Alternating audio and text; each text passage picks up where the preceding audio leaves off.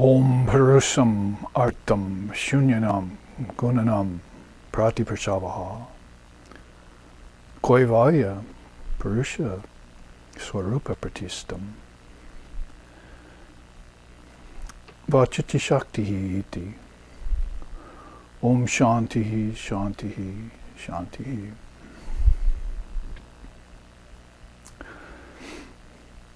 That one primal Shakti force which returns transmigrating consciousness to its eternal home, and which strips nature of name and form along the way, accomplishes both of these tasks, and the soul attains to its final emancipation. Om peace, peace, peace. Om Sahana, Om Sahana Vavatu, Sahano Bhunaktu, Sahaviryam Karavavahai, Tejasvi Navaditamastu Ma Vidvishovai. Om Shanti Shanti Shanti. May Brahman, divine reality, protect us. May Brahman sustain us. May Brahman illumine our thinking process. May we not find fault with each other, with the world, or with the teachings. And may what we study be a source of inspiration to us eternally. Om peace, peace, peace. May peace be unto us, and may peace be unto all. Om Hari Om. So welcome all here into the SRV Association's Loka, which operating grounded in its eternal home, as we just chanted, but here in the Burloka, the physical realms, carrying with it the message of the Dharma to all beings, whom, as Shankara has said, are suffering in the hot desert of thirst and desire, and who want to find that divine refuge. And that chant I just said about not finding fault with the world or with the teachings, of course there's plenty of fault to find everywhere you look, but if it becomes a tendency, whereas the intellect is looking for things wrong, that's called Tarkika Buddhi. And we're going to talk a little bit about the Buddhi, the intelligence, today in this Upanishad we're taking up. Then that's not a good thing. It has to be looking for the positive in everything, noting the negative along the way, because it is through both the real and the unreal, as Sri Krishna says in the Gita, that we are to come to our final conclusion of the Vedanta, which he is the father of, he says in the Gita, in order to reach that final liberation or emancipation. And that's a porthole, a doorway, right out of here into here. And we'll look at that today. For the accomplished yogis, there's really only 5 slokas. I mean 5 chakras, 3 below, and 1 in the middle and 2 above. The heart and this are the 1 chakra to the yogi. And through that we'll pass into the Sahasrara at the time of leaving the body in full conscious awareness of its eternal nature, which is birthless, deathless, timeless, and so forth. I can read to you the slokas of this Upanishad we're taking up today for 3 weeks, that is 3 Sundays. The other 18 days, you're going to have to look into these teachings yourself, look back on this class and ruminate. We call that manana in your mind. Spend time each day thinking deeply into the sound and the meaning and the deeper meaning of words, which that porthole represents, just like the word or the light, which was in the beginning of all manifestation. So I think I mentioned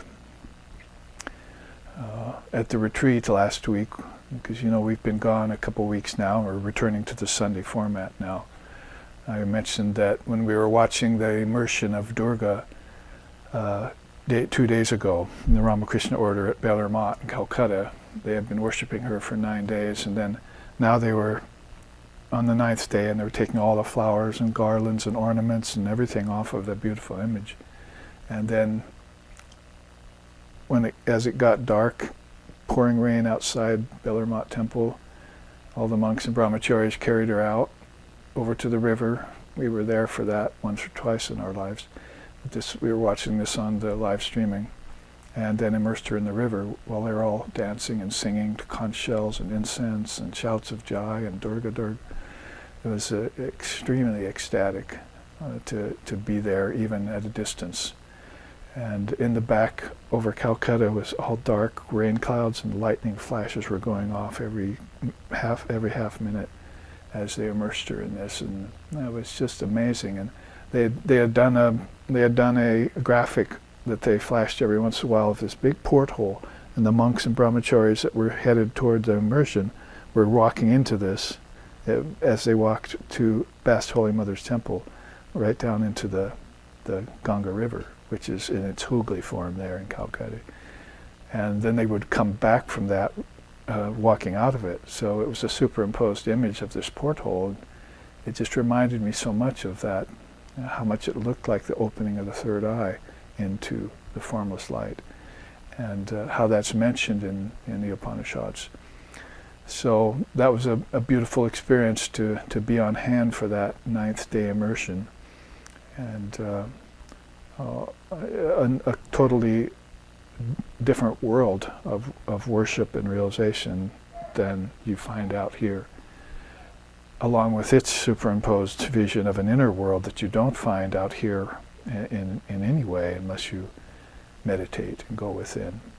So we've just finished then the 9 days and 9 nights of Navaratri, worship of Durga Devi. And we were in Portland for 2 weeks. One weekend we had our own 2.5-hour version of Durga Puja. I think it was about the 5th day. And people came to the ashram, and we all worshipped her. And the day before that, at the Saturday class, we were looking into the Amritanada Upanishad for the 2nd or 3rd time in several visits I've made to the Portland ashram. And the next weekend we were looking at the retreat at Windward Waters. There were 15 of us gathered there to keep back the Maya of the world and to immerse ourselves in Dharma and truth, which we did successfully. And we were studying the Annapurna Upanishad at that time. I brought a segment of that retreat with you just to ease us into this 3rd Upanishad that we're taking up now, which is called the Kaivalya Upanishad, which is why I chanted today, Kaivalya Swarupa Pratishta, to be established in the essence of liberation, which is Kaivalya. It's an interesting word. I created a new chart for you, which I'll show you in a minute, of course. And I'll have another one next week on this wonderful word Kaivalya, which has always attracted me ever since I heard it in Sanskrit. It's the name of the Upanishad then. And so I can say that I hope all of you are really benefiting from several years since the Sequicentennial of Swami Vivekananda's appearance here on earth. We started SRVs studying the minor Upanishads, which are in no way inferior by calling minor. They just didn't get commented on by Shankara in his lifetime, with how brief it was. But we've started going through a lot of the minor Upanishads over the years. We ended up finding out, my discovery, I like to say, is that there are some other Upanishads, 6 or 7. We took those up at retreats in Seattle and Portland. And I even wrote a book on one of them, the Yoga Kundalini Upanishad. And so along with that, I can say that I hope everyone's really benefiting from the study of the Upanishads we're doing here. I can tell you personally, myself, that I'm elated to be teaching not just one of them, but 3 or 4 of them at once It's such a wonderful experience for me, and doing it, in by sloka over time, the way it should be done, bringing out the deeper meanings of them, writing charts to them, creating charts for them, and having 3 or 4 going at once is not at all overwhelming for me. They all speak the same language, but the families that created these, called rishis, families of rishis that created these Upanishads, composed them, that is, or brought them forth from inside the eternal Dharma, is the best way of saying it, have had various special ways of expressing them, all their own. They passed them on to their children, at first unwritten. It just came out of their divine memory, and then they transmitted it to their children. Later on got written down, Sanskrit, of course, being ancient, but you'll find out when we take up the Kaivalya Upanishad here that although the slokas have to be translated from the Deva Bhashya, or the divine, the language of the gods, Sanskrit is called, or Daivivak, you could call it too, the divine words. Although it has to be taken in this day and age to another language, it certainly doesn't diminish the power of it when you hear it in English. I'll demonstrate that right now, so I can get right into it. Just by reading you the 3 slokas. We're going to take a 3 sloka bite of the Kaivalya Upanishad today, and go on after we chew that a little bit. And you can digest it over the week, and we'll take some more. So this rishi, Aishvalayana, approached Lord Brahma, sometimes called Lord Paramesti, and of course Brahma is of the Trinity. He's Brahma, Vishnu, Shiva, so he's actually approached his grandsire and says, "Teach me, O Lord Brahma, the knowledge of Brahman, the highest, always cultivated by the good, hidden, and by which the wise one drives away instantly all the transgressions and reaches the Purusha, higher than the high." To him the grandsire, Lord Brahma, said, "Know this Brahman by means of faith, devotion, and meditation, for not by work, nor by progeny, nor by wealth, but by renunciation, some beings have attained to this Brahman and achieved immortality. Higher than the heavens, seated in the cave of the Buddhi that shines, the self-control attain, which the self-controlled attain, who being of pure mind have well ascertained the reality through the knowledge of Vedanta and through renunciation, in the sphere of Lord Brahma at the time of cosmic dissolution, they all got liberated from the highest apparent immortality of the manifested universe." So that was actually 4 slokas, but 3 slokas, but I'll read you 4th and 5th. "In a secluded place, sitting in an easy posture, pure, with the neck, head, and body erect, living in the last of the orders of the religious life, having controlled the senses, saluting the preceptor with reverence, meditating within the lotus of the heart on Brahman, they are untainted, pure, clear, and griefless." So these words come forth in just 5 slokas. And you can say right away that as Aishvalayana came to Lord Brahma and asked this, there was no hemming and hawing. There was no this and that. Here's a qualified student asking me about the truth. Here it is. And didn't waste any time in immediately telling him what Brahman was and how to achieve it, what the criterion are for it, basically. And how some have gotten already liberated, attained Kaivalya, which is the name of this Upanishad, Kaivalya Upanishad. Some of them have attained Kaivalya by this very hidden path, as it was saying here. There is no other way to attain that than this. By means of this, one attains knowledge that destroys the ocean of samsara, outstrips repeated transmigrations. Knowing this one, the knower of Brahman attains the fruit of Kaivalya, or liberation. That's the last sloka of the 25. So this gives us a taste of this, right now, this third Upanishad. And if the San Francisco ashram were still in operations at this time, in 2021, we would be still working on the Amrita Bindu Upanishad, a fourth one at the same time. So all of these are being taken up simultaneously over the months and years, and we're dipping our minds in these. And whereas we also have retreats and seminars and satsangs on Saturdays, and Brahman, God blogs we're calling them, look into the stories of the great seers. All of these things are going on in SRV despite what's going on, or apparently going on, in the outer world, because you saw how nicely it was put there. When they practiced this in the sphere of Brahma, they all got liberated from the highest apparent immortality. That's Brahmaloka. That's not the reality. That's where Lord Brahma resides. Brahman is the highest of the high, it says here. So it's making a swift distinction here as to what Kaivalya is.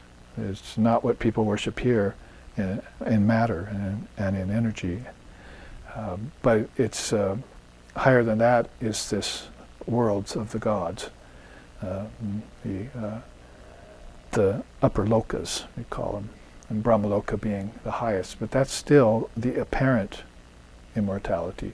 That Kaivalya leads to a much deeper and singular, non-dual reality of light, like we were describing that portal through which the yogis pass at the time of leaving the body through the third eye into the crown chakra.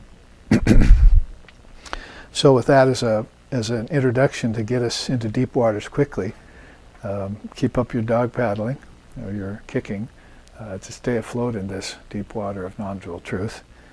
Some of you are used to it, have learned how to swim. Some of you still just are wearing water wings out there, and some are not venturing into the depths yet. And the Vedanta can apply to all three of those levels of beings, but of course it won't be available or open to those who do not love God or have that unique faith, that is, who are still involved in work, progeny, and wealth only, without Brahman. So I was talking about that last weekend too, or yesterday's satsang, talking about that, how they're those people who seek wealth by asking God. So there are four kinds of beings who seek Brahman. One of them is the ones who seek wealth. But it must be said that there are also those beings who seek wealth without asking God, without believing in God. And so their ideal is wealth alone, without any divine reality behind it or in it, and no goal to reach beyond it. Then you've got those lovers, we're putting in terms of the lovers of Mother Kali in this age, and Paramashiva, who's mentioned here, that of course are fully renounced already in the body, and they're not looking for wealth in any way. It comes to them as they need it. So these are the renunciates, and so that's what he says here. By renunciation, this is reached, this highest Kaivalya. Now, Kaivalya is an interesting word, and I'm going to show you a chart on it that's a quick study, but really fleshes out the word. But one way in which we can look at Kaivalya to get started on the actual teachings are these two charts that I've placed here side by side. And the chart I'll have for you next week is going to be titled, "In order to know who you are, you have to know what you're not." That's going to be the title of this chart. It's a saying that I've been using for several years, and I'm finally going to just use it at the name of the chart because, as Krishna even puts it, it's not a great new idea. Na asat vidyate bhavo na bhavo vidyate sataha ubyor api drishantos tu anios tattvadarshibhihi, he says in the Gita. Basically, the unreal never exists, the real never ceases to be. That would be a great fact that you'd want to know about. Otherwise you'd be caught in delusion around it, which is why I put these two up. He goes on to say, the truth about both the unreal and the real has been known by the seers. So this is how they cover both bases, so that something that seems real, that's very insidious, and will get in through the finer levels of Maya, will be recognized by them, so they can keep that, as I was saying earlier, at bay, like we did on retreat. And so they study the unreal, as Sri Ramakrishna said, from a distance, never from within sight of it. The mind is in Maya. If it studies Maya, it will never see it. It'll just get involved in the machinations of Maya, all the different changes, parinama. It'll accept parinama, change, as the nature of everything, because it's basing it on a changing universe. The aparinama, the changeless reality, will never then be known. It'll always be veiled, or covered, or distorted in the minds of those kinds of beings. Even some seekers have not gotten so far as to easily separate the real from the unreal. So I'm bringing this up in these two charts to say that that's really the way I learned the word Kaivalya to start out. Kaivalya was not samadhi yet, the way I learned it. Kaivalya was the separation of the Purusha from Prakriti, the soul from matter. And then after I learned that from the ancient Samkhya by Lord Kapila, in the Vedanta atmosphere, then I started seeing everything as changing, and I started withdrawing from it with my mind. I detached from it more and more and more, until I began to just see that light behind it all, the substratum behind it all, and that the things on top could change, but the underlying substratum didn't. And so that separation of wheat from the chaff, as it was said in old days, even in the Christian religion, was viveka, and then the vairagya, detachment that followed it, was the gift of the Vedanta to give you early on, but at a very high level. One doesn't come to the four treasures and 6 jewels so easily. There's some qualification that's going to have to go on in that case. So to know the unreal and to know the real, then, is what's going to have to happen here. And this Kaivalya Upanishad is going to be prefaced by this. Now, I told you that we were on retreat last weekend studying the Annapurna Upanishad. So I made a chart for that, and I want to show you that second. I want to show you first these 5 eternal essential facts, because this will make a definite distinction between what is real and what is not real, what's unchanging and what's changing, what is wheat with nutrition in it and what is chaff that's empty and substanceless. So the 5 eternal facts, and I'm not going to linger long on them, is number 1, that the soul, Atman, is different from and ever free of nature. That's a fact that will assist the realization of the state of Kaivalya when the soul reaches it. Because if it is the penultimate state to the highest samadhi, then you're going to want to, or have to, make your peace with nature at some point. But it's not so easy, as you'll find out. The second point, all of nature has come out of the soul. As it does, no change takes place in the soul. So here is some deeper information that's going to allow you to remain the same while you make your peace with the transmigration process, while you make your peace with the appearance or the illusion of growth, as you make your peace with the appearance of the body being born and passing. All these things you have to deal with at some point in your life. Better to do them early, Holy Mother said.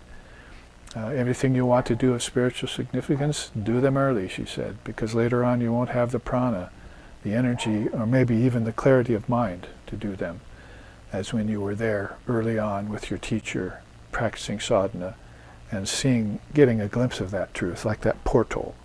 You might have had an experience, like some of us did, of the opening of the third eye after meditating for years. And it was a very unique facet to ongoing sadhana. It made a big impression on you. And so you could never forget that. It put to rest all doubts. And the mind and the speech fall back from that. So that's where you want to, the Upanishads tell us that. So that's where you want to jump in. When mind and speech fall back and the ego's out of the way, that's where you want to jump in and look. Because that's where everything gets revealed in its true nature. That's the edge of Mother Kali's sword after it cuts, the Shakta worshippers say. So all of nature comes out of the soul. As it does, no change takes place in the soul. So the Parinama rule of thumb in Advaita Vedanta stays the same no matter what's going on around it, even at the highest levels of reality, where things like the mind of God disappears and the word is transcended. And Kaivalya leads you into the highest reality and into that not two-ness that the Zen Buddhists talk about. Number 3, as nature emerges from the soul, it does so as mental projection rather than actual creation. There are ways also of singing about this which make it more endearing to us. We would sing something like, for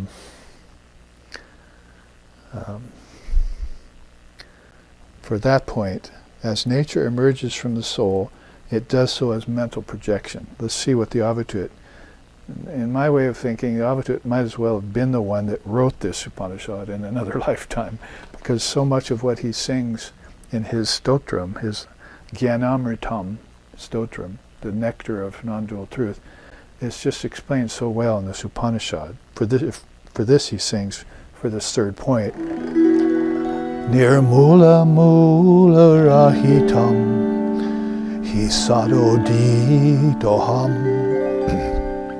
Nirtuma tuma rahito hisado doham Nirdipa dipa rahito hisado rupoham Jnanamritam samarasam Gaganopamoham. And in another sloka he sings similarly, Nirbhava bhava rahito nabhavami vatsam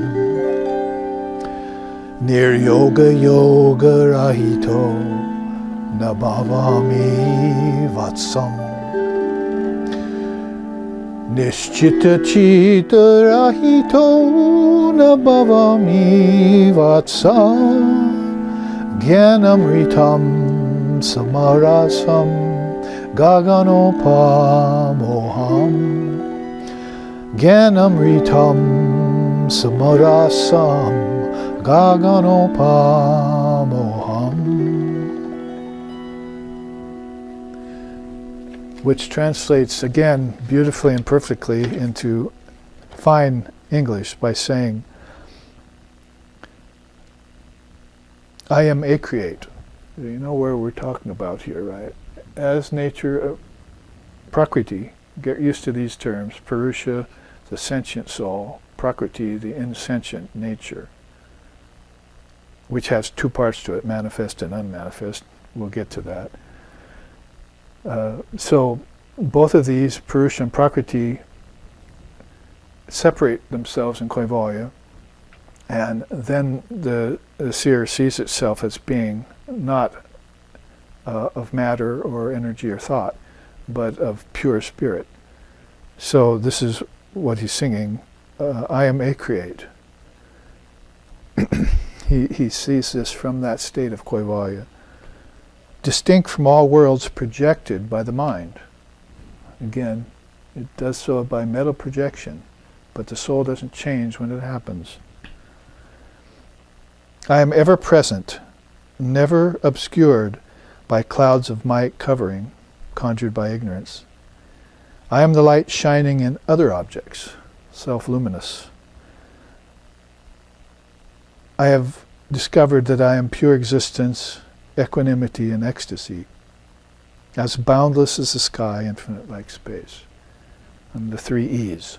It's the existence, equanimity, and ecstasy. So it's like saying, Na tattva surya bhati na chandra tarakam nema vidyuto bhanti kuto yamagmimi twameva bantu manabhati sarvam tasya basa sarvamidam vibhati. Bhati is light of consciousness. Astabhati Priya was one of the old names for divine reality, which is Satchitananda today. So that Atman makes the suns in the sky shine. It makes all the moons shine. It makes all the stars shine. It's the radiance enlightening. It's the power of fire to shine. So that's what he's saying here. It's acreate, but everything shines by its light. Its light's all pervasive. So this is how Avadhut sings it in the case of this third point. The fourth point is the soul, Atman, has an eternal relationship with nature. It is, if it identifies with nature, there is suffering. But if it only associates with nature, it sports freely. So basically, identifies there is suffering means there's pleasure and suffering, pleasure and pain. When you say suffering, people who are spiritually inclined say, oh, that pain is, pleasure is a kind of suffering. And it actually puts you to sleep quicker, and pain wakes you up faster. So they would actually probably want to, he who misery loves and hugs the form of death, to him the Atman comes. To him Divine Mother comes.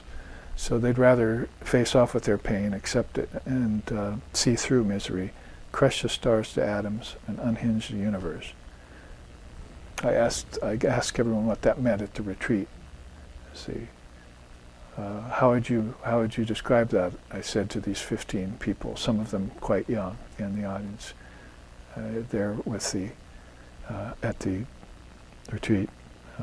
What does Swami Vivekananda mean when he says we will crush the stars to atoms, we will unhinge the universe? And what does he mean when he says, he who misery loves and hugs the form of death, to him the mother comes?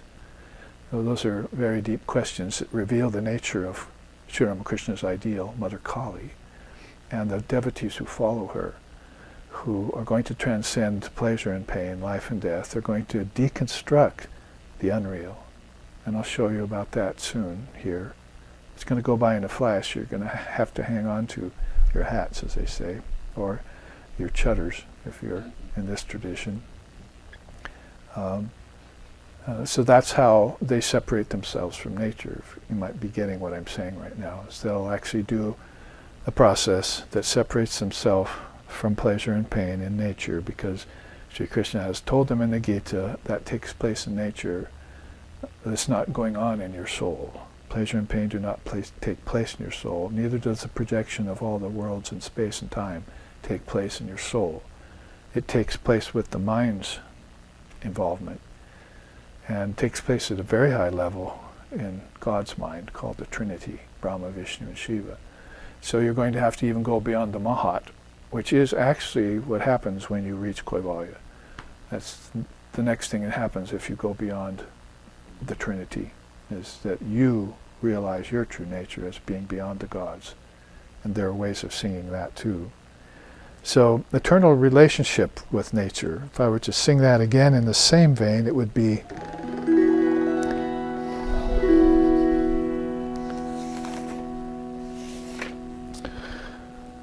Stulam hino nahi krisham nagatam gatam hi adyantam ajarahitam na param param hi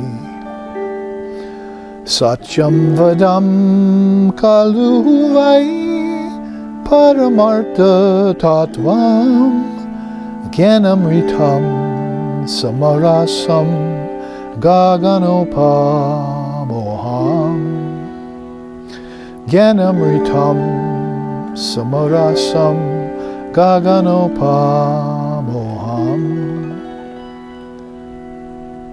saying that the soul Atman has an eternal relationship with nature. So the Avatut sings about that here.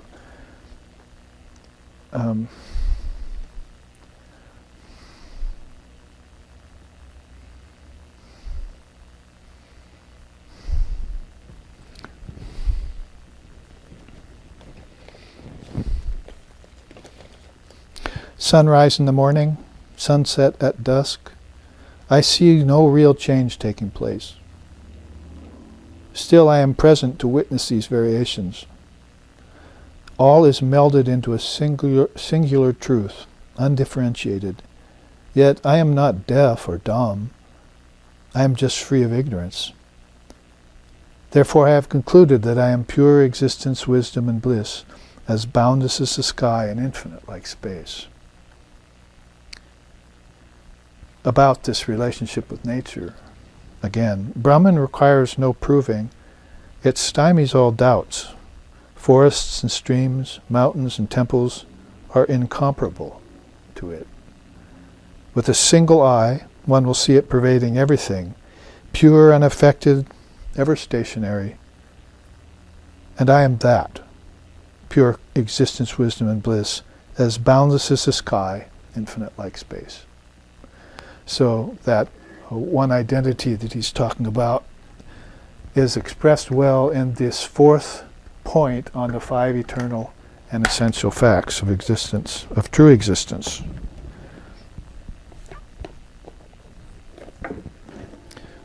Let's take up the fifth then. Nature has manifested and unmanifested sides, which I just mentioned, by which knowing the soul can remain free of cycles of birth and death and ignorance. So, unmanifested Prakriti, which I'll show you on a coming chart, is the 24 cosmic principles. And then the Purusha stands aside those, or we're calling Atman here. Then it's unchanging and has this relationship. That it's different and ever free of nature, as these verses have sung, and it projects, it's out of the soul with the mind, projects this divine Leela of the Lord. Sometimes they call it the play of Brahma, Vishnu, and Shiva, the emanation of the word, Om. There's different ways in which that can be said.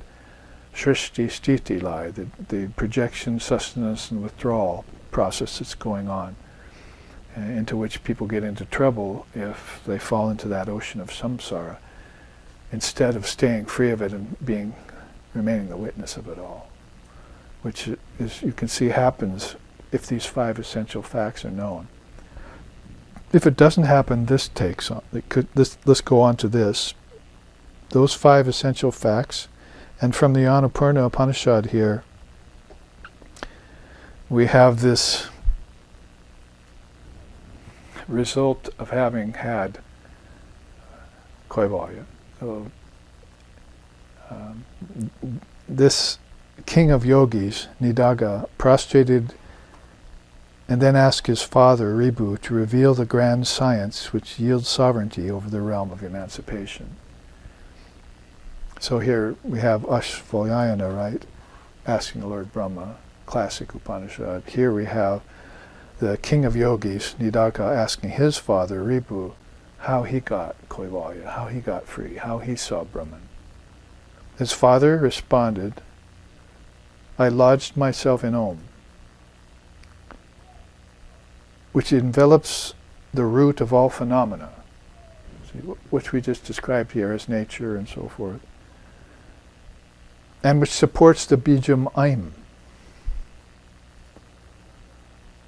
who is independent, who is the independent Hrim.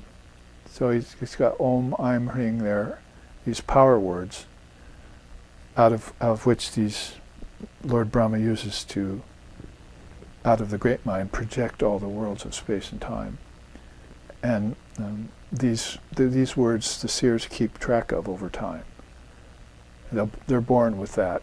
And if they've somehow forgotten it, they go to the Guru, and the Guru says, Om, Aim, Hrim. and then puts it in their mantras, like which happened to me. So I got these bijams given to me by my teacher at 20 years of age or so. So those should wake you up right away. As dense as the Maya is and as forgetful as the mind can become, you wake up when you hear those words.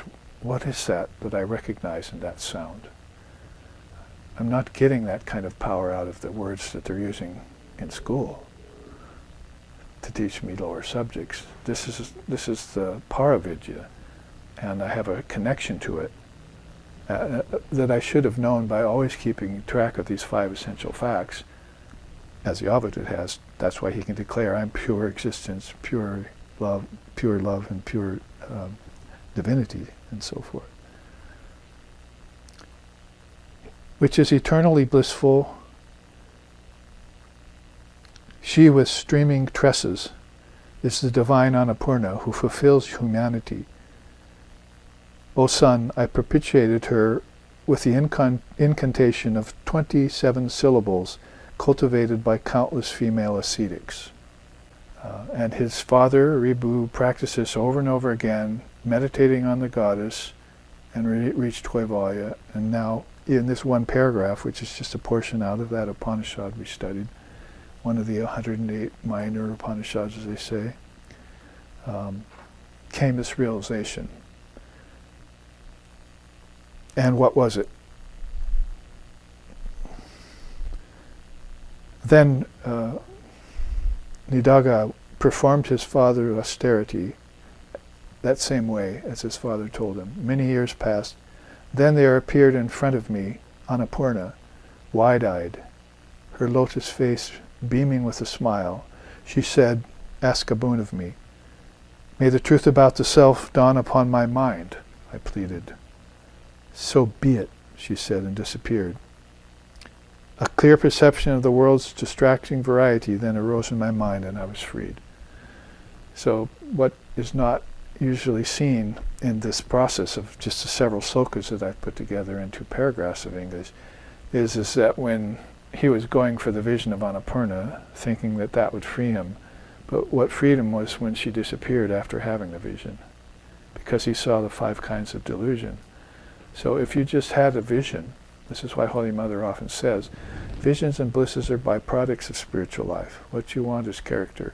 So if you had character and you had qualification and you had practiced like Nidaga has here under his preceptor's regimen of sadhana for years, and you had the vision you were looking for, the truth comes after the vision's gone. So when she came, the way the world was deluded, and he being a part of the world as he was practicing, came forward to him. So here's the 5 kinds of delusions that people labor under. That was the doorway to Kaivalya for him. The first delusion is that Brahman and Jiva are 2.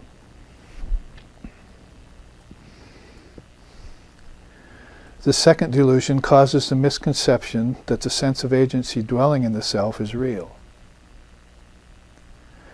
The third delusion consists of thinking that the jiva associated with the 3 bodies has any real attachment.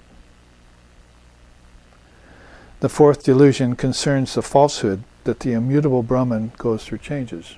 That one is similar to one of these.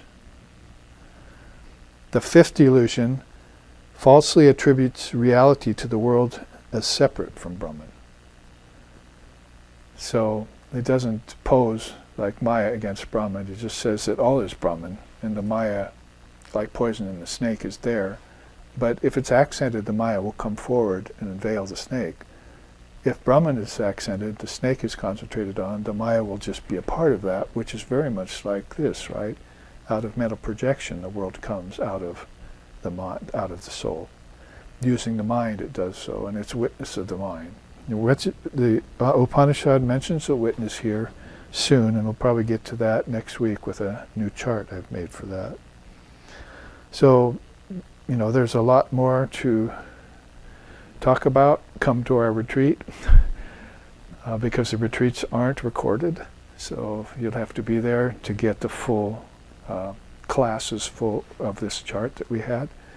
And but this gives you an idea of the subject of Kaivalya then. This is pretty much direct facts about the nature of Brahman, and this is pretty much what happens when the delusions are done away with and Brahman stands forth. So Kaivalya happens this way, see, by knowing the unreal and the real. And once you know the real, it's when the unreal goes away, it's when the vision of the real happens to you that the unreal stands out to you as being unreal. Which follows with yoga.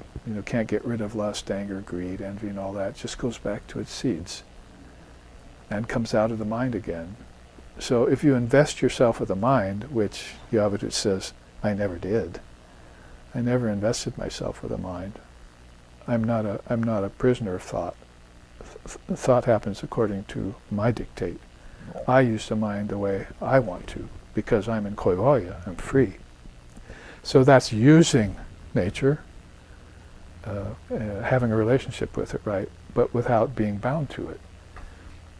Always being free. So that's the distinction here, and it's put forth very nicely in this Untitled Upanisad. There's the disappearance of her that brought about his realization, not the coming of her, not the vision itself. She signals the coming of nameless, formless reality when you're ready. It happened in the Kaivalya Upanisad that way too, if you remember. The pillar came, it disappeared, the gods couldn't understand it, then she appeared. Told them, oh, that was Brahman. You have to seek that, you see. Then they knew what deluded them when she appeared. So she's a remover of delusion. And then what is left over after delusion, after you realize the truth, that is the delusion as it appears in the minds of the worlds and the worldly, and the seekers who are still laboring under that. They're still laboring under those delusions that God and soul are two, aren't they? And it's called dualists. They still believe that they're separate from God. That's the premise of dualism, even in India. So this very unique Kaivalya that Father of Yoga talks about, that's mentioned first in the Tattva Samasa Sutras of Lord Kapila, and is also enjoined upon the seeker to practice through the distillation of the mind stream. That's what I want to show you in a whirlwind right now. So here you are first. In Vedanta it would be this. This is not going to be taught at this time. This is going to be noted. What happens then is like a sugar cube dissolves into hot liquid. In Vedanta, this is how Kaivalya would take place. First, you dissolve earth into water, those two into fire, those three into air, those three into ether. Then, with their concomitants, smell, taste, sight, touch, and hearing. Those are 10 things now that are in Prakriti, right? You're dissolving the mind stream means you're separating Purusha from Prakriti, okay? And this is the Vedantic way, actually really yogic way of doing it. Or Yoga Vedantic way of doing it. It's hard to separate them. But let's say this is kind of the yogi's way of doing things. He wants to dissolve everything back. So you understand now by the first two charts and by the meaning of what Kaivalya is that it doesn't matter whether it appears in Vedanta, Samkhya, Yoga, or any other darshan of India, you're separating the Purusha from the Prakriti, and that has to take place. And you have to realize yourself as distinct from Prakriti, not at all identified with it, and also with these facts that it came out of you in order to reach Kaivalya, that porthole that frees you from name and form. If you're not looking for that, then come back later when you are, and we'll talk more. See? But this is what the seekers of divine reality are aligning. Kaivalya is a very powerful word then that has to do with non-dual realization. In Samkhya, in Yoga, in Vedanta, all three you'll find it. After those 10 are dissolved, then you dissolve odor, flavor, visibility, tangibility, and audibility. Why? Because those were the qualities of smell, taste, sight, touch, and hearing. Why again? Because those were the little gods in the senses. The indriyas, they're called. The power of the eye to see, the power of the tongue to taste, the power of the ear to hear, are little powers in you. They're presided over by larger powers. And so you're going outside in, dissolving like this. Then those get dissolved into the 5 pranas which carry them.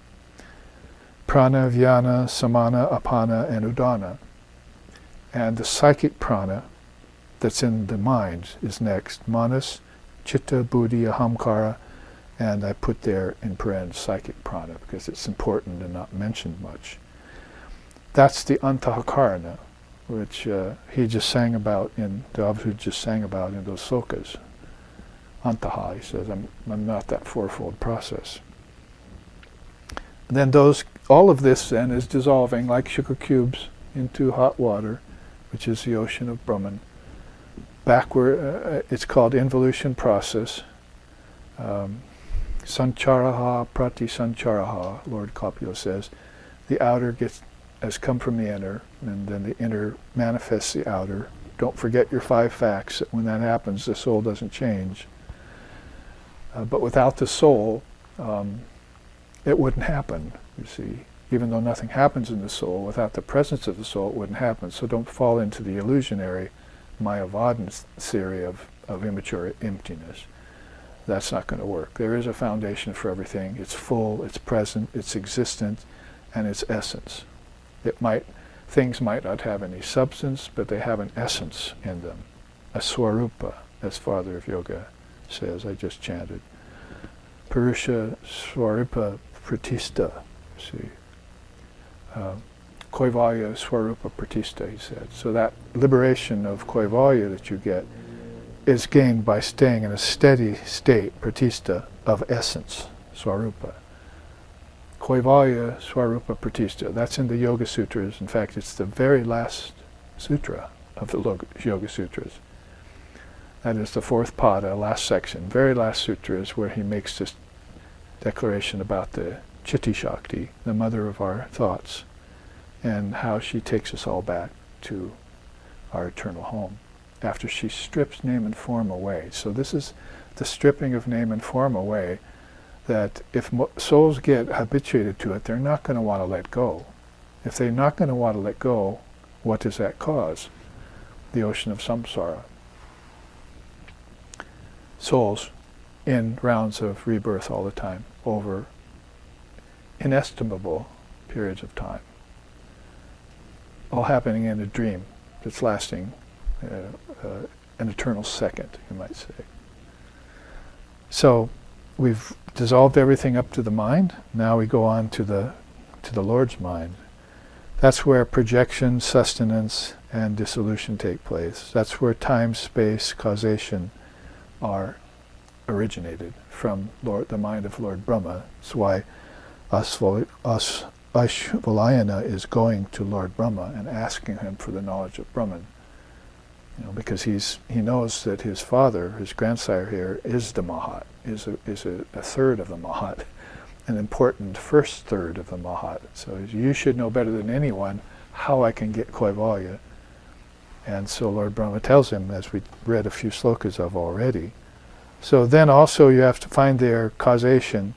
And then solidity, liquidity, luminosity, homogeneity, and all-pervasiveness are the very things that turned into all of this from God's mind out to the world of name and form, which is conveniently labeled there samsara, prag, bara. It's a dam of souls, a river that's dammed up that can't get to Kaivalya, so it's being kicked back on itself. And in Kundalini speak, that's the 3 lower chakras that is going on. The Svadhisthana, and the Manipura, those 3, between those 3 are going back and forth this transmigrating soul. And not that where that heart opens, then that's going to be the passageway to the upper chakras, Agya and the Sahasrara, which I'll show you in a minute. So now that we've dissolved everything into the Mahat, which I'll show you soon in this new chart we'll get to, then you can get to Om, the Pranava, the Shabda Brahma, the sound of hate to use the word, but the sound of creation, the sound that is made when projection, sustenance, and withdrawal are coming in and out of. And then Om's dissolved into the indivisible self, and the invisible self is into Brahman. If you want that all at once, the classic and comprehensive meditation in yoga dissolves the elements into the senses into the subtle elements into prana, prana into the mind, mind into the great mind into Om. Find Om in yourself and dissolve that self into the great self. Beautiful summation of all of this in just one paragraph that you can memorize and say to yourself if you're seeking Kaivalya. And this will be the separation of the soul from nature. This is it. You don't have to say, how do I do that anymore?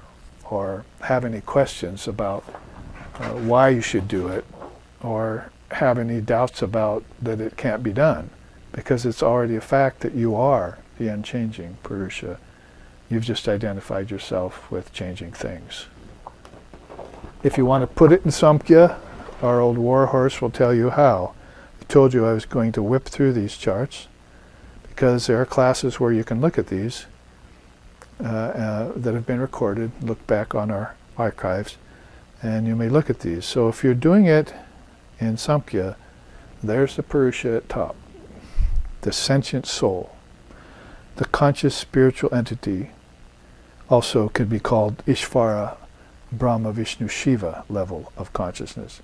And there's Prakriti following it, insentient nature or the non-self. Self, non-self, non-self, self.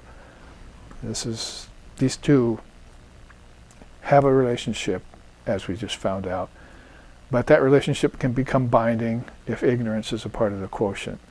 So you always keep yourself in knowledge that you're the one that projected this with your mind, just like the mind of God projected all of this with its mind.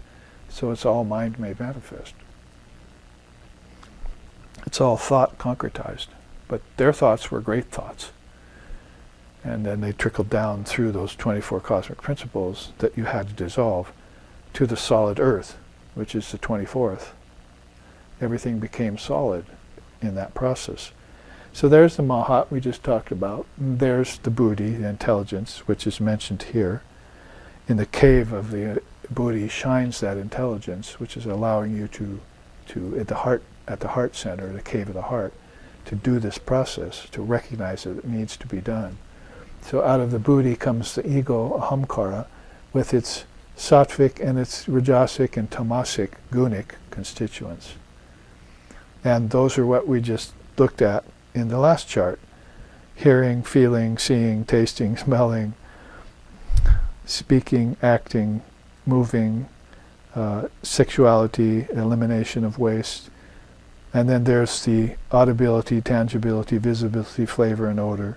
And there's, at the end of the whole ladder, ether, air, fire, water, and earth. Okay, all clear? That's everything except this is Prakriti. Unmanifested here, as one of those facts of existence told us, manifested more and more as it comes down into the realm of the 5 senses and 5 elements through 3 bodies. Is another thing we might want to look at. And how does it happen otherwise? Did I bring another example? Yeah. Vedanta's example of the 5 sheaths. Then I'll quit torturing you. When you see that, what's the distinction between the real and the unreal? What's the asat and sat, as Krishna mentions in Gita, and why they study both in order to receive liberation or Kaivalya. And then you'll be on the right track with your thought process with a great Upanishad like this, and everything that has occurred through the period of Samkhya Yoga, which is thousands of years prior to Jesus, through to Yoga, which is 140 years after process of Jesus, that is Patanjali's Yoga, and all the way to Vedanta with Vedavyas, right up now to Swami Vivekananda with his Neo-Vedanta, or what we're calling Advaita. They've been doing this process all along. They've just been describing it to you differently in different ages with different darshanas to keep encouraging the people of those changing times to do your sadhana with this. It's in here you do it. Don't be deceived by thinking that it happens in the body. Why? Because not by work, nor by progeny, nor by wealth do you attain immortality. You may be able to attain apparent immortality. This is like the message of the first two slokas of that Kaivalya Upanishad. So he's giving you the yeses and the nos about this. Just so that's a kind of separation. See, this kind of separation between the sentient and the insentient has to be accompanied with the kind of sentient between the kind of discrimination between what's true and what's not true, what's real and unreal in your thought process. They'll tell you what it's like in philosophy and give you the names and the methods for it, but you have to do the work in here. That's separating the wheat from the chaff. So there's two kinds of inroads you have to make into Maya like that.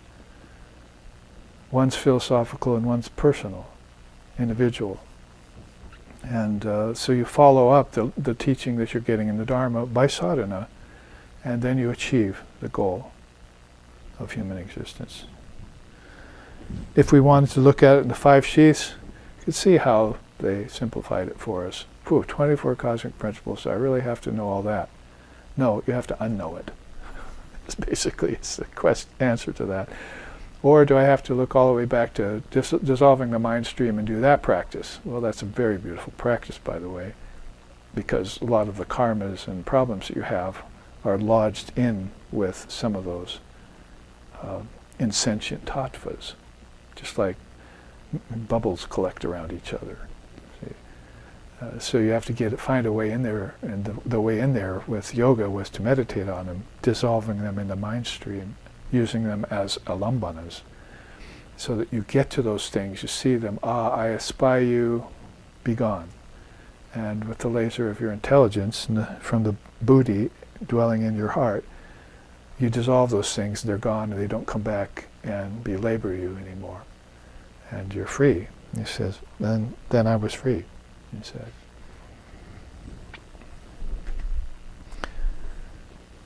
After Annapurna appeared, then I was free. See, she left, and she showed me how the delusion had been in the mind of collective humanity, and in my own mind too, tendrils of it. She came and just took it away. And then I saw the truth. It was revelation. It was probably beyond revelation. So, if you're doing it through the 5 sheaths, what is it you're going to be dissolving? From outside in isn't a lot different than all of that, because tasting, touching, hearing, seeing, and smelling is pretty much what's happening there. Earth, air, fire, water, and ether is what's happening there in your physical sheath called the Annamaya Kosha, sheath of the body. So deha has to go. Actually, 3 dehas have to go. Trideha. You have to know that you're not the gross body, you're not the mind, which is the subtle body, and you're not your deep sleep state, which is a causal body you have too, which keeps you from Kaivalya. Deep sleep is very close to Kaivalya, but it's not Kaivalya.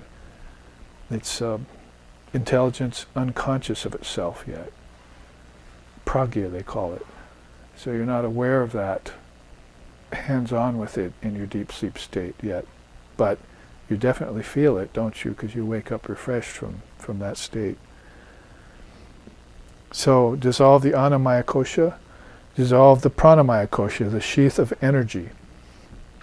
Prana is not just kinetic or electric energy that we are all obsessed with out here in science.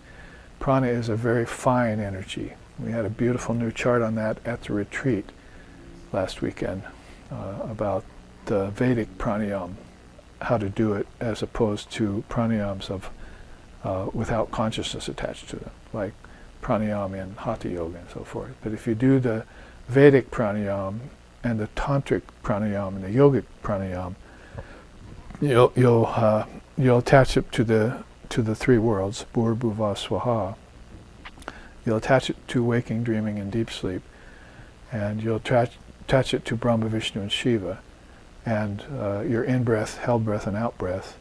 And all of these things you're doing, as you say with one breath, repeat after me, Om Bhur Bhuva Swaha Tat Savitur Varenyam Bhargo Devasya Dhimo Hi Dhiyo Yo Na Prachodayat.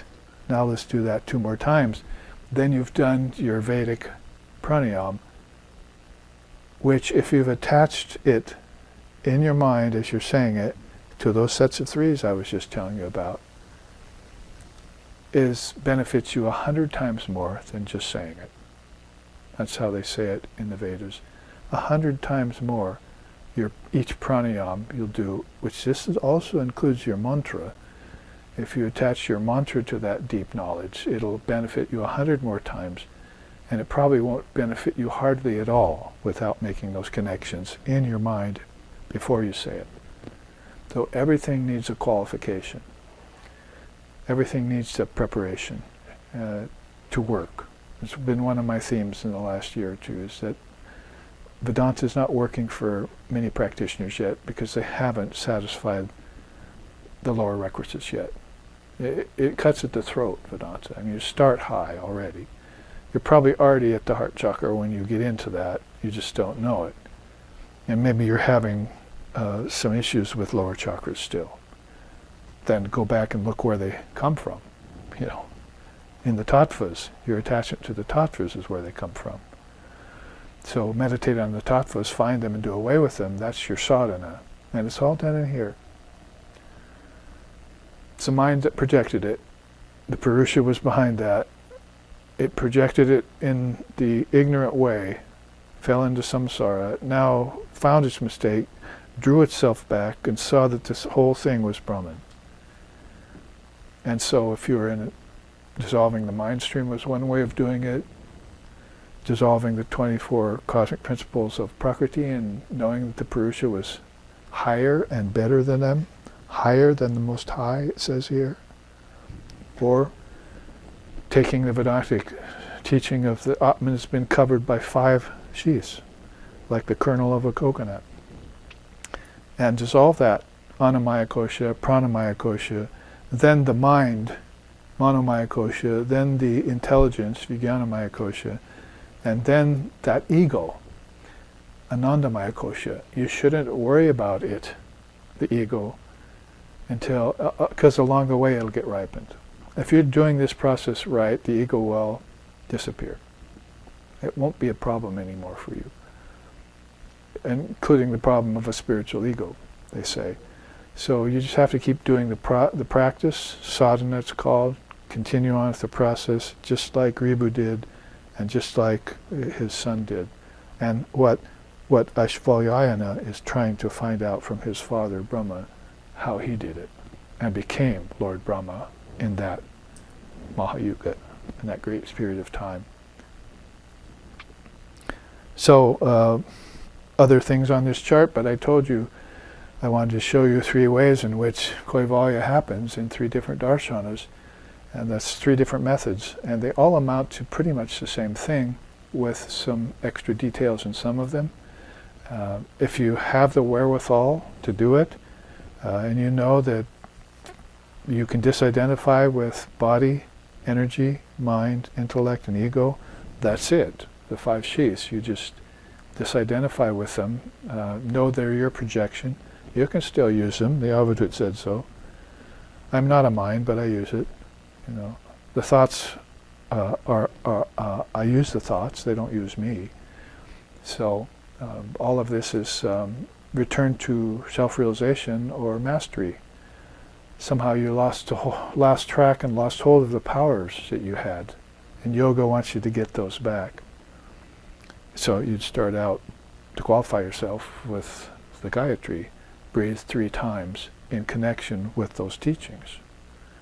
I reiterate that because it's so important, and we spent at least an hour on that at the retreat last week.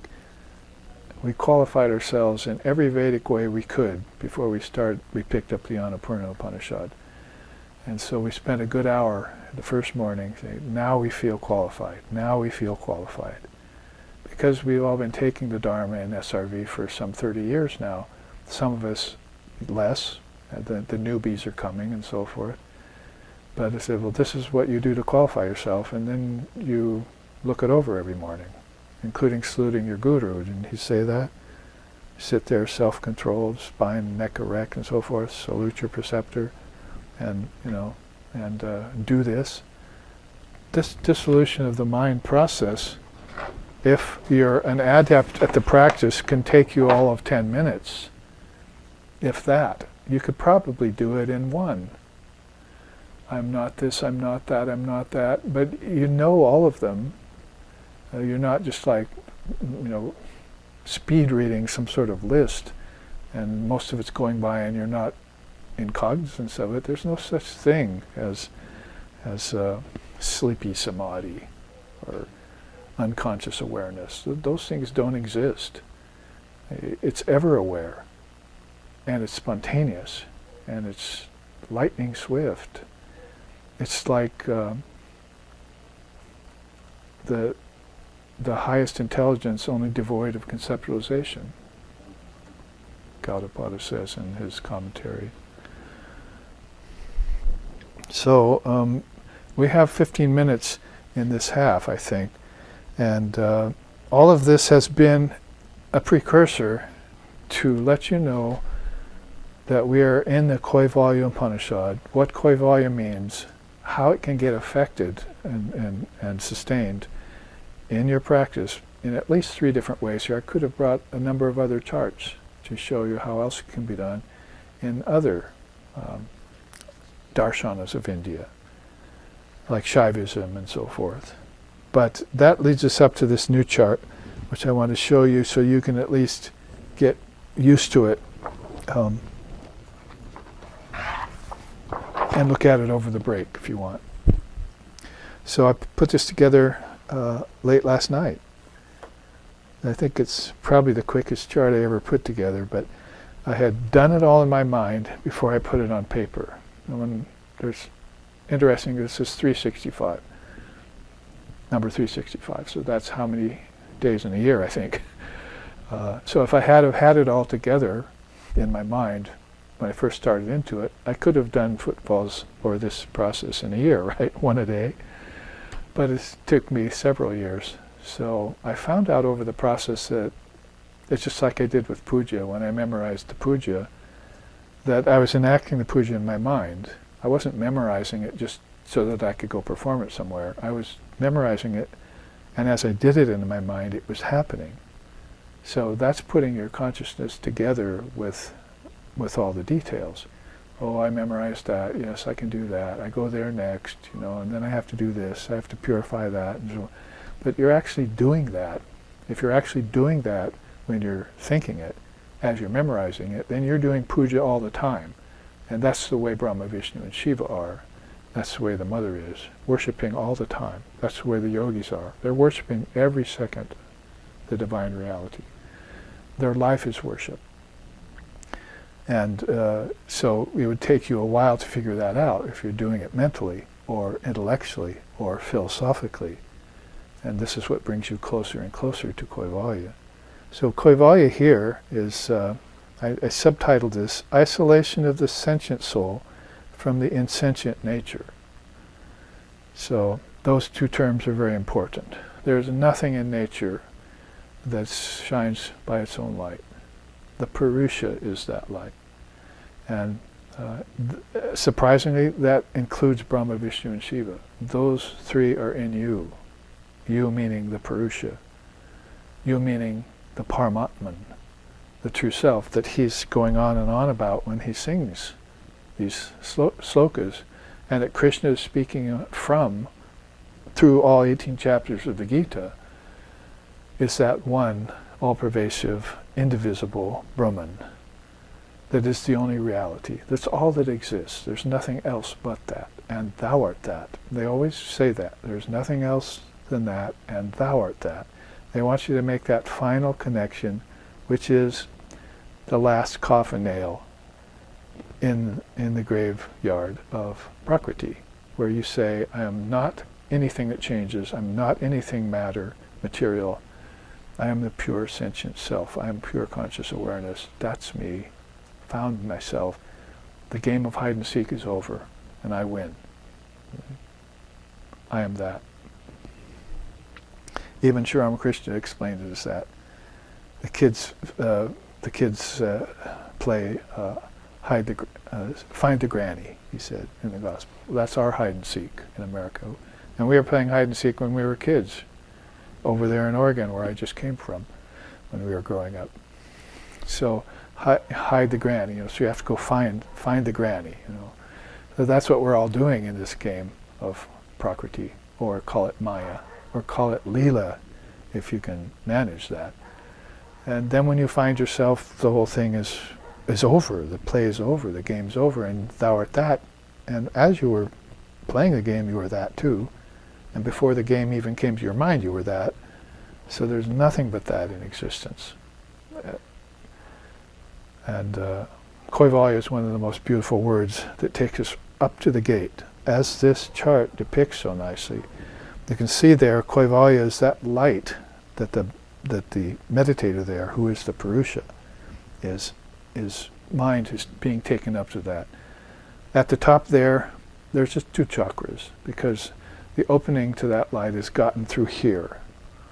And that's why I'm saying I don't see much difference between heart, anahata, or hridaya, and throat, agya. And I'm saying throat, vishuddha, and third eye, agya. I don't see much difference between those now as I've practiced. Those are just one chakra to me. And as consciousness runs a boat race between the 3 of them, I'm quoting Sri Ramakrishna, my mind ran a boat race through these 3 chakras. Every once in a while, in that boat race, it sees this beam of light. And it's not just a depiction, you actually see a portal opening. And I can leave the body through there. And sometimes you're willing, see, and it closes up on you. Other times you're not willing because you're thinking, I'm not done here, see. For whatever reason, I'm not done here. So if your mind is in a kind of rajas or tamas guna in that particular cycle, you're probably going to feel that latter. But if your mind's in a sattvic period and is ascending and is attuned towards Kaivalya and is qualified for samadhi and all those things, then that you're going to want to make that final bridge to immortality. You're going to want to loose your soul from nature and dissolve into the light. This will be an actual experience that you will have. And that'll be dropping the body and everything that's associated with it. Because you're dropping the mental body too, and you're dropping the causal body too, which are gates that, of their own, which you pass through, where the gods are and the ancestors were and so forth. You made your way through them. Now we can take 5 or 6 of these charts and show you how the Kundalini yogis would see that through the chakras. And we could take another chart and show you how it's done through the lokas, the 7 Bhur, Bhuva, Swar, Mahar, Jhana, and so forth, how the old Vedicists looked at it. We can take a chart and show you how the Shaivites looked at it when they came to the 12 higher tattvas that are more sentient than what we just saw here at a later age, and how they reached into that portal. So this is a very nice depiction of light. And I think this light is ascending. And I don't think it's like an escalator down. It's like, it's not even going to appear to a person until they want freedom from the body, from suffering, from the worlds, of name and form, and they don't want to return again, necessarily. This is the path of the sun, and not the path of the moon. It's the sunlit path, it's not the gray smoky path that's talked about in the Gita. The two great paths, they're called. Yogis could take the smoke-filled paths and come back by it, because they have that kind of prowess spiritually. But anyway, you can see how this chart is well apportioned for that. There's the Mahat in the distance, is this vortex in the back. And the gods and goddesses are these bubbles you see on the side here of worlds that are not quite in alignment yet with higher worlds like heart, throat, third eye. Those are the gods and goddesses that are inside of you that you will use. Over here is the ethereal realms, where Bhuvar Loka, and over here is the ancestor realms, the Pitri Loka, or Swahar. It's the heavenly realms.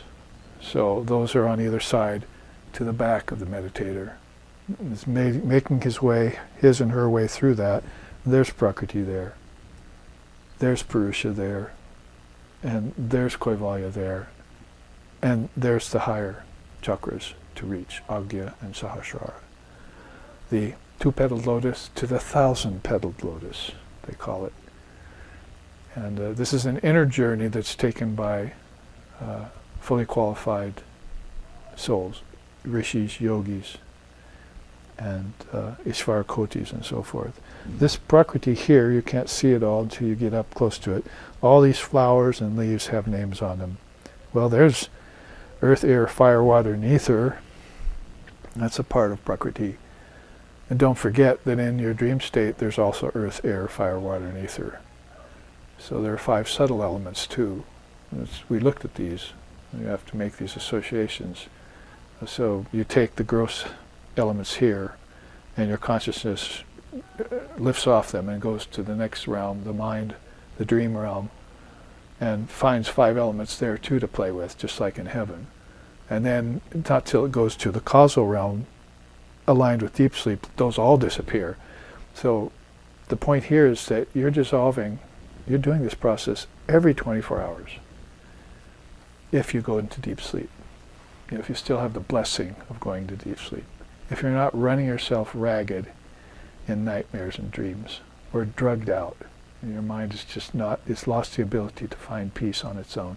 If it's just a natural person going from waking to dreaming to deep sleep and back, without these latest problems that people are inundating themselves with, their minds, and brooding and so forth, and depression and all that, then you're doing the dissolution process every night.